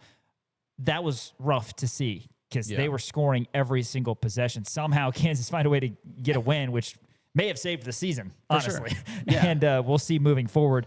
But yeah, Kansas defensively, we'll see if there's any tweaks in the starting lineup, and we'll see if they're able to kind of get back to their ways, because Kansas defense, especially in November, and you know, they didn't play as many games in December, but early part of December, that's what led to the majority of their success. Yeah, 100%. KU Najee, he wants to know, he says, rank the top 3 Bill Self era games. He also says possibly could do a draft of the best games of the Bill Self era. I love that idea. We might have to save that maybe for like Thursday or something for a special segment. KU Najee coming in big time. So, I mean, off the bat, right away. I mean, I know what I'm going 1-2, but do you though? Because, I mean 08 national championship. Sure, gotta be, right? And also, I mean, you got to put the 22 national championship in there as well, because that was the biggest comeback victory in national championship history, right? I'm saying 22 at number 1. Over 08. Yeah, sure. I think probably KU Najee knows that we would go with that. But let's go. Top 3 is so tough. Do I like the idea of a draft. Do you want to go regular season, maybe Big 12? I like the idea of a draft. I like that too. Because you've got the national championship games, you've got the blowout over UNC in 08. You got 2012 KU Mizzou, obviously. And then the triple overtime. KU OU, number 1 versus number 1. Comeback West Virginia, comeback last night. Yeah, so that was huge. But there's so many games. I mean, Coach Self has been here so long. I mean, remember when Florida, coming off a national championship, was number 1 in the country and KU beat them? Look at the 2 games against Texas in 2007 or whatever year it was, where Kansas beat them at Allen Fieldhouse. They had Kevin Durant. Hawks were down 20-something. Oh, my gosh, And the Big 12 championship, KU beat them as well. Chalmers and Rush with 30 and 28. So many great games. So many great games. I mean, KU in 2020, how about Dayton and Miami? Yeah. You kidding me? Obi Overtime Toppin. game against Obi Toppin, and Devon Dotson, Udoka Azubuike got it done. So many great games. A lot of good memories. Did you say Frank's buzzer beater? Not buzzer beater, but game winner Didn't against say Duke? that, but obviously that's on there. I mean, that over Grayson Allen. I mean, that was obviously a huge one too, and I think that's like peak Frank Mason, right? But then, I mean, you look at any successful game in the NCAA tournament, you're gonna that's the thing. Obviously is like throw in there. You look at 22 and just the miracle that was for Kansas to come back from that much at halftime. You look at 08 with Chalmers hitting that gigantic shot, and they were trying to foul Sharon Collins, and they were trying to foul up 3. At least that's what it certainly seemed like, and Sharon was just too fast for him and winds up passing the ball to Mario for the 3-pointer with like 2.1 seconds or whatever it was. I mean, those are the 2, and then if we're just doing 3, like if we're doing 3 games, like it's the 2 national championships, because both of them were in dramatic fashion, and then I'll go ahead and say 2012 versus Mizzou, just because they have a special place in my heart that hates them so much. I mean, I would say that as well, but KU Dayton in 2020, so fun. It's technically in the calendar year 2019, but you talk about just an incredible game. I mean, those other games I mentioned, like last night and the West Virginia game, were incredible because of the comebacks, and the games that you mentioned, obviously Mizzou because of the rivalry, because of the comeback, and then the 2 national championship games because of how much was on the line. But in terms of incredible college basketball games, KU Dayton 2019-20 season, I mean, that's up there as well. But that's a great idea, KU Najee. It's been a lot of fun. And you got to go back. And I know that you were really young when Coach Self got here, but there were a lot of incredible games as well. Early when Wayne Simeon was here, KU against Oklahoma State at Allen Fieldhouse.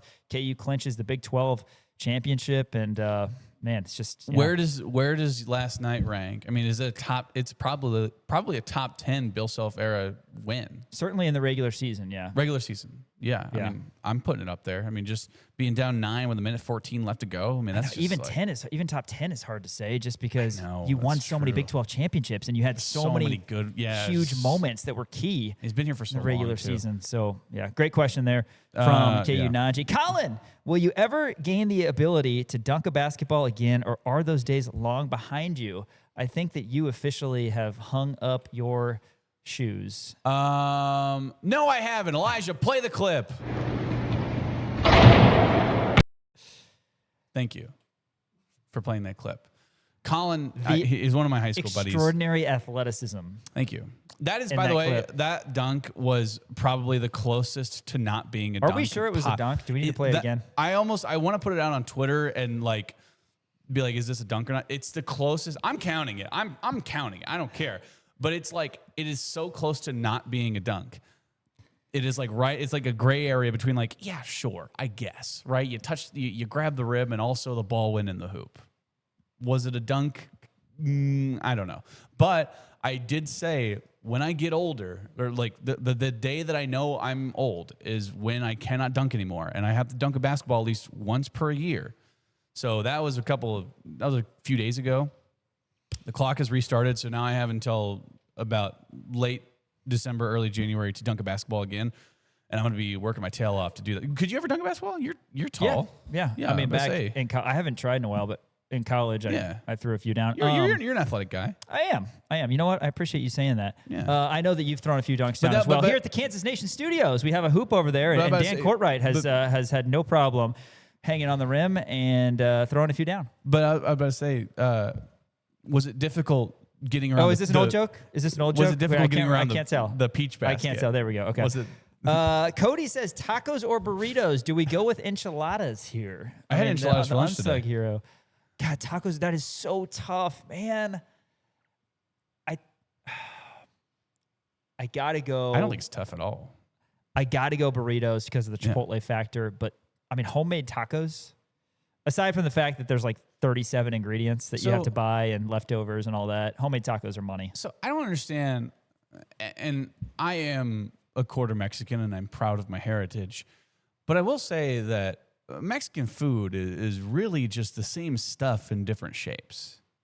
Like, what's the difference between? Well, yeah, it's the same. And now, granted, with an enchilada, there's different because you fry it and then you fold it together and it's thinner and it's mainly just the filling is the meat. That is a tostada. No, well, it's. Are you talking about a chimichanga? I'm talking about real enchiladas. Okay. Like homemade, and then usually the ends aren't closed, right? But then you have like also like taquitos and, like you said, tostadas. Yeah. There's also chimichangas, which is a tamales. Burrito adjacent. Mm-hmm. It's a fried burrito. And then you have soft tacos, which are just unfolded burritos. True. I mean, what's your answer? I mean, you're killing me here. I'm going soft all day. I don't like hard shells. I don't like hard shells. I'm going to get out in front of this. There's one reason that you don't like hard shells. They cut my mouth. They make a mess. Oh, cut your mouth. They do make a mess. Now, deep fried hard shell burritos are different. That's a completely different. Like if you had fried taco, or sorry, have you ever had fried taco? Yeah, those are wonderful. That's Absolutely. the only hard shell I'll ever potentially get over a burrito. But if you're just talking straight up like generic, like think of a burrito, think of a taco. What am I picking? I'm picking the burrito all day. I'm taking a burrito too. The Chipotle factor is too good. Plus, unsung hero, give me some chalupas. I think Elijah Schmidt might be heading to Taco Bell for a little chalupa and perhaps a Doritos Locos taco. Beefy 5-layer burrito. What else we got on the KU mailbag? John says, who should the Chiefs go after if Matt Nagy gets hired as a head coach? You think he's going to get hired as a head coach? I would be surprised. He had a great first year with the Bears, and then he went 500 the next two. And then he lost. He went 6-11, I think, the last year, and then they fired him. He went on. He went to the playoffs with Mitch Trubisky. That's a feat in and of itself, right? Hey, Trubisky just wiped the floor with the Jets defense. True. Are you still high on Trubisky too? Him and Justin Fields are number one, number two, right? For you? I've never been high on Trubisky. And oftentimes I poke fun at my friend who's a Bears fan at the fact that they took him so high. Do you think there's a world where Cliff Kingsbury comes to the Chiefs to become the OC? There's a world. Right now, because he left to go explore new opportunities. Cliff Kingsbury. One-way ticket to Thailand again? No. Well, but he was Patrick Mahomes' college coach. I do remember that. So, I mean, there's that there. Go Raiders. Red Raiders. Go Red Raiders. What's their thing? Wreck 'em? Wreck 'em. Wreck them. So there is that. I wouldn't hate that. Baylor's the Sick'em, and then TCU is like a slightly the frog. That's right. I like I'm a big fan. Me and Henry have talked about that. I've talked about this with you. Just good like hand signals. I'm a fan. We don't have one. Stingers up. I mean, Cliff Kingsbury would be great. I don't know if anybody's going to give him another head coaching job because he wasn't great with the Cardinals. Right. Offensive mind. Joe Brady is the quarterback's coach right now for the Bills. I kind of like that. That'd be fun. He was the OC for the Giants, I believe, a while ago. Mike Kafka is now the OC for the Giants. He's no longer with the Giants. That could be a good one. Those are the three names that I'm going to throw out there right now. But if I can get Cliff Kingsbury on the squad, I would. Here's one. John Harbaugh. Man, how about the Ravens? Yeah. Letting him go. It's kind of crazy. It is. Now, he wouldn't be an offensive coordinator, but...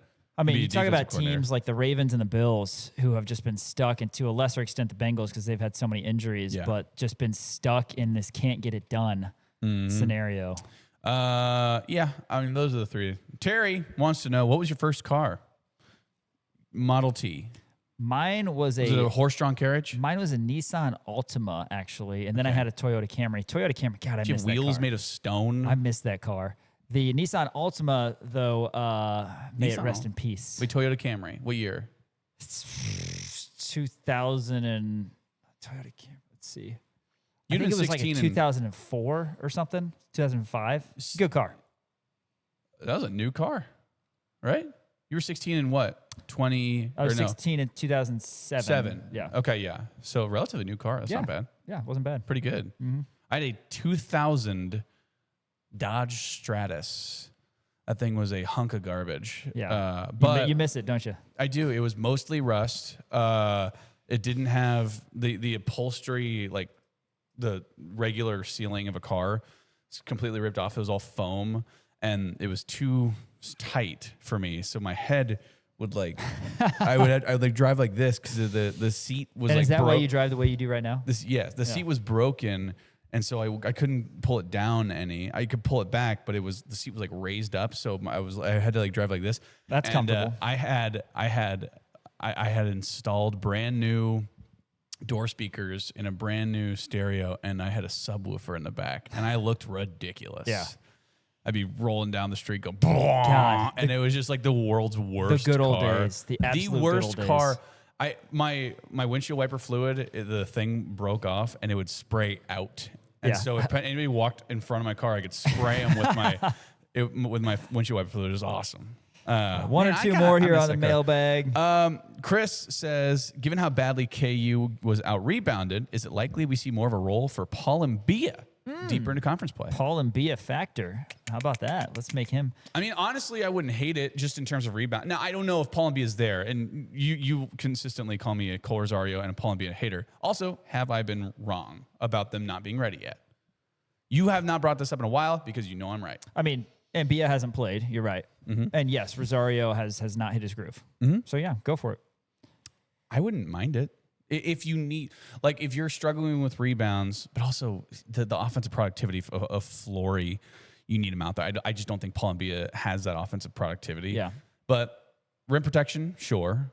Rebounding, sure. I can see him, because he didn't play at all yesterday. Correct? Yeah, it's a good question. I mean, I can see him obviously getting against 5 David to 7. Punch yesterday, KU tried Rosario. They tried Calderon, guys who are a little more quick twitch and a little bit more athletic. But yeah, I'm excited for Mbia, and I hope that, he's able to have some sort of role moving forward this season because he is so big, so long. He's not going to jump out of the gym, but you talk about a guy who can protect the rim and a guy who can finish at the rim. I think his future is really bright. So hopefully he sticks around and is a factor. For sure. Last one here. James says, what's your Taco Bell order? Oh, God. I think when I go to Taco Bell, man, I got to get the Crunch Wrap. Their breakfast Crunch Wrap is also insane. So good. The breakfast. That's so good. I wish it was the size of the regular one, but so good. I mean, sausage, eggs. I mean, God. It's great. All on a Crunch Wrap. But Crunch Wrap Supreme is my order. I love the chalupas. I'm a big sauce guy. So I want like handfuls of sauce, but like I kind of like the humble bean burrito too. Call me crazy. Just beans? Give me a bean burrito. No, they put cheese and onions in there. Who are you, Henry Greenstein? So good. So good. That's true. I should bond with Greenie about that. You should. Yeah. It's a vegetarian. I'd imagine that's his. But no, I like double deckers, chalupas. Yeah. Taco Bell, man. See, we talked about this before. Elijah brought up the Lux boxes. I'm a big, and they had the tiers. They have the $5, the $7, and then the $9 one. I'll typically go for the $7 one because you still get a medium drink, and then they'll usually have the cinnamon twists. I think that's the $7 one. I'm not a huge cinnamon twist guy. I love the cinnamon twist, man. They're so well. They can be hit or miss. It depends on how much actual cinnamon sugar that they put on it. Usually, sometimes they'll skimp on you. Do they give icing with those? I don't think they do. They need to. No, they're just dry and they just destroy your mouth. But sometimes I'll splurge on the $9 one. Yeah. But I'm usually a $7 Lux guy. But anything with the beefy 5-layer burrito. Also grilled beefy Fritos, grilled cheese burrito. They've got these new cheesy dipper burritos that I really want to try. It's going to have to happen maybe for dinner tonight. Hard-hitting questions on our KU Mailbag segment today. Appreciate everybody for hitting us up and engaging with the show. Love our KU Mailbag segment. We're going to hear from the two-time national champion Bill Self post-game. What a win last night, 104-100 over TCU. That's next on Rock Chalk Sports, KansasNation.com, ESPN, Kansas City. Welcome back to Rock Chalk Sports here on KansasNation.com and ESPN, Kansas City. Bill Self press conference today is going to be sponsored by Game Day Men's Health Lawrence. Dan, tell us about Game Day. Yeah. Hey, if you need to go get yourself checked out, if you're not feeling like yourself, have low energy, dealing with some kind of erectile dysfunction, low testosterone, whatever it may be, check out Game Day Men's Health. Your first visit is completely complimentary. They'll take your blood and they'll let you know how everything's working. All guys tend to, push off this stuff until the very end or just completely ignore it. I'm urging you to not ignore it and go get yourselves checked out. Game Day does such a good job of making you feel comfortable. And like I said, the first one's complimentary. Why wouldn't you go and get yourselves checked out? You should do it for your family, for your own health. Personally, it's just a good thing to do. So check them out. Game Day Men's Health here in Lawrence. Bill Self, man, what a win last night. 104-100. Let's hear from the Hall of Famer. Quick ones, and then I'm going to go. Really, you're down 15 or 14 with 4:21 left. How significant can this win potentially be? You're facing 0-2 and things weren't going right, and you walk out of here with a victory in overtime. Well, first of all, TCU was better than us tonight for 35 minutes, and then for 10 minutes we were actually quite a bit better than them. But they played great, and they only shoot 23 threes a game and average making 8, and they make 15 on us, and shot 20 the first half. So our defense was awful. And we were soft, and we didn't rebound, and not very competitive. A lot of things, pouty, body language sucked, and then for some reason the switch flipped, and then down the stretch, a couple of good things happened. Next thing you know, crowd feels it a little bit, and guys start playing reckless abandon and play great. So it was as good a exciting win as we've had. I think the probability to win tonight was probably less than the West Virginia game even several years ago, because that team was a 1 seed and won the league and went to the Final Four. This team is unproven, and for them to stick it out and do it the way they did it was pretty cool. So the best thing that potentially happened tonight was we became a team. That's the best thing that potentially happened. But it remains to be seen if we are. But that was pretty special. And Darren, 32, and especially in the first half, it looked like kind of his old self getting to the basket, being aggressive. Did you see that, and was it good to see? Yeah, the best thing that he did tonight, he shot it poor. So the best thing he did tonight was get downhill, and he hasn't done that because he's had people can question whatever they're going to question, and everybody's can be an armchair quarterback, so to speak, in a lot of different areas. But the bottom line is you saw what his legs look like when he can get downhill, as opposed to just settling for jump shots, which that's all he's done up until tonight. So that was two good things. Hopefully we became a team, and we saw Darren play through some stuff and look healthy for, he didn't get through the game, but he got through the vast majority of it. When Darren went out with about 2.5 minutes left, did you have in your head, if it got close late, that you could go to him, that you would be able to go in like you did at the end of regulation, or were you surprised at all? Was I thinking if we were down 3 when he went out? I could have put him back in, yeah, but the bottom line is, he started the cramping, so that was, or he felt it coming on, and so that was his decision to come out, and he wouldn't have come out, obviously, unless he had to, but I think for 5 seconds he could suck it up, and we didn't execute it great, but didn't execute it bad, and he got the 3 free throws. But even after he made the free throws, he said, "Okay, get me out," But he's a special talent, but we don't know how to play with him yet, and he doesn't know how to play with the others yet. There's a lot of things that we need to be until we become that, and that is tougher, harder, faster. And we weren't any of those things tonight until the very end. Flory told us you hugged him after the game. Walk us through your perspective on his play, post-play tonight, and what changed in overtime. I thought that our team was collectively really poor, and I don't think Flory was very good. But somehow the script flipped, and he was great in overtime. He didn't jump for balls tonight. And then in overtime, he's playing both hands above everybody else's consecutive possessions that basically, help win and seal the game. So we can get better. We can get better. But that was a poor effort that we got away with just because the guys were able to somehow flip the switch there at the end. Did you think Darren's 3 from the corner was going in to win it? No. You had a good view of it? No. It wasn't close, was it? No, I don't even think it hit rim. No. So you know what? I think if he could do that again, I think he would have tried to lift him and bounce it rather than try to shoot it, because there was time to do that. But yeah, we were so lucky tonight. TCU's good, and Jamie had them so ready, and they played great. We just found lightning in a bottle there for 10 minutes. When he came back in, did you go over there and say, "Do you want to play?" Or did he say, "Coach, I'm ready"? What was the scenario? Well, he was only in for 5 seconds, right? So he went back in for 5 seconds. So yeah, but he had said it. Yeah, but there was. I didn't ask him if he wanted to. He had to. So that was where that was right there. So. Well, what did you make of the turnovers you guys were able to force on 2 key inbounds plays? Yeah, El Marco.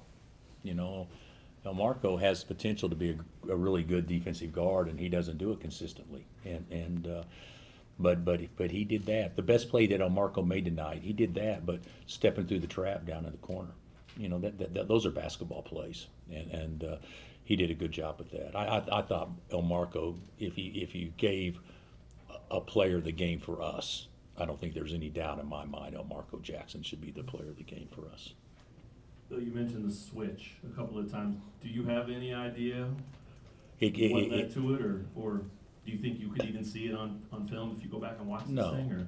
But that sometimes in sports, it's not really something that you did unbelievably well to create it. It was just maybe a lucky bounce or a good fortune or whatever. But I really don't know what triggered it, because we weren't playing well. We got fortunate. They missed a big front end, and we were able to take advantage of that. But we were just. I mean, we had whatever the announced attendance was tonight. We had +1, and I think that probably had as much to do with it as anything. Is that maybe our number 1 fan for the last quarter century was looking down on us.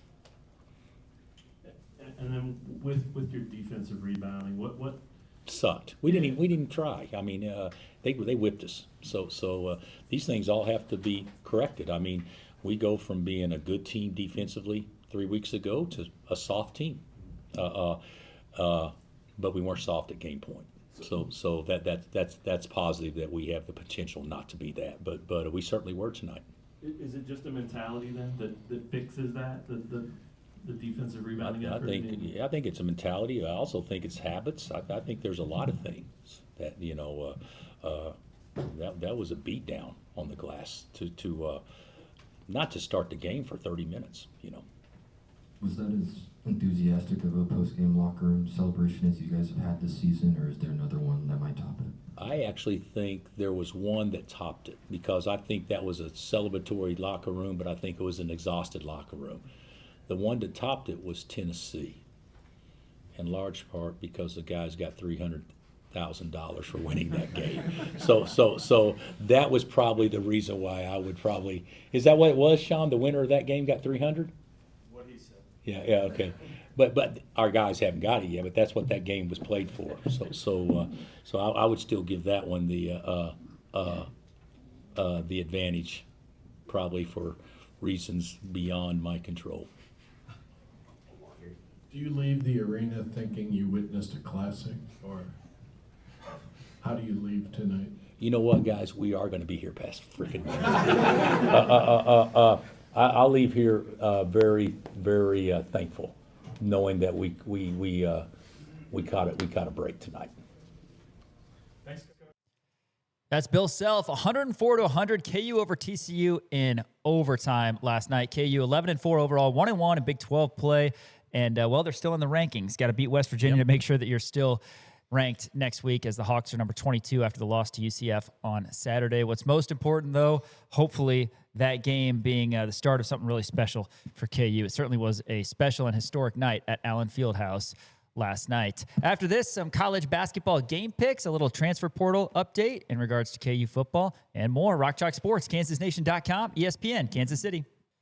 Hey, you can listen to the podcast version of our show on Apple Podcasts, Spotify, or you can check out YouTube for the video cast. Rock Chalk Sports, KansasNation.com. Likes, subscriptions, really appreciate it. Of course, follow us on socials as well. In addition to our website, KansasNation.com. We're on TikTok, Twitter, Instagram, Facebook. Make sure that you hit us up. The Kansas women's basketball team, they won in Orlando over the weekend, defeating UCF. Jalea Davis, Big 12 Freshman of the Week. She really is a special talent. And the KU women, who are 11-4, 1-2 in Big 12 play, they are back in action tonight against Utah. You can catch the game on ESPN+. Josh Klingler, play-by-play for that, or you can listen on the Jayhawk Radio Network. Stephen Davis and David Lawrence on the call from Fog Allen Fieldhouse. Elle Evans has had a fantastic season. Of course, Jalea Davis, the star freshman, scored in double figures in all 5 games that she's played this season, including 3 20-plus point matchups. A big game against a Utah team that's 2-1. So if you can, get out to Allen Fieldhouse and support the Kansas women as the vibes are up. Dan, Kansas football, a couple additions since our show yesterday. That's right. Yes, during the KU-TCU game, Kansas got a big-time commitment out of defensive end David Santiago out of Michigan State. He was a sophomore last year, will be a junior this year. Had 24 total tackles, 10 solo, sack and a half, a forced fumble, and a fumble recovery. Back in 2024, he actually played a little bit more for the Spartans. Had 37 total tackles and 3.5 sacks. So a big force coming off of that edge, 6'4", 253 pounds. And then probably the biggest one maybe yet is Kansas gets Yasin Willis out of Syracuse. He's a running back. He's going to be a junior next year. He had 129 carries, 558 yards, 4 touchdowns for the Syracuse Orange this year. That's huge. He's also 6'1", 235. That's a big running back. So you love to see that. Again, not a guy with breakaway speed, but that's just an absolute bulldozer through the middle. And it's going to be a lot of fun, especially with Andy Kotelnicki at the helm, doing a lot of fun stuff with the run game. Couple bruisers, and I know you're high on Justin Thurman as well, a returning running back for Kansas. Could be a lot of fun. And the guy I'm most excited about probably with the return of Andy Kotelnicki from an individual standpoint is Cam Pickett. And he's not a running back, but we've seen him in the backfield at times.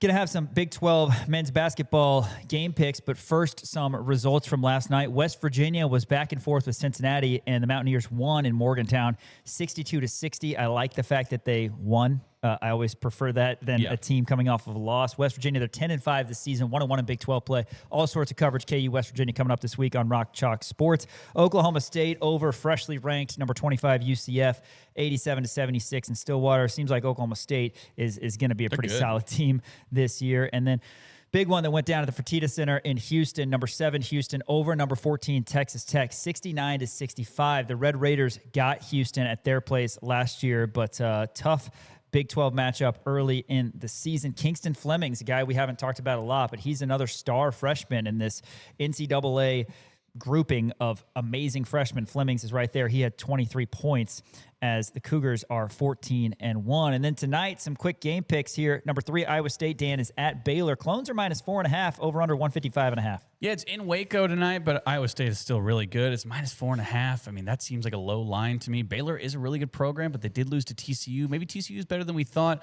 I like this matchup with Iowa State. Give me Iowa State -4.5 on the road. What a battle of the Wildcats. K-State is at number 1, Arizona. Zona is -17.5, over under 172.5. Give me the Wildcats. I love it. Yeah. Wait, on the money line? No, yeah, right. No, I mean, you're, in Tucson. It's Arizona. They're the number 1 team in the nation. K-State is not very good. I do like the over in this game, 172.5. I think PJ Haggerty could have a big game. Number 9, BYU hosting Arizona State. Cougars are -17.5, over under 165.5. Arizona State's bad. They have a lot of guys out, too. Give me BYU in this one. Last one, Colorado hosting Utah. Buffs are -9.5, over under 162.5. Yeah, I think Utah's going to pull it off in Boulder. I like Utah to at least cover the 9.5. Big 12 basketball in full swing right now. Hey, tomorrow on Rock Talk Sports, Brian Haney, the voice of the Jayhawks, will be in. Make sure you catch us tomorrow from 4 to 6, KansasNation.com and ESPN Kansas City. For Elijah Schmidt and Dan Courtwright, Sean Kellerman saying we'll see you then. Rock Talk Sports, KansasNation.com, ESPN Kansas City.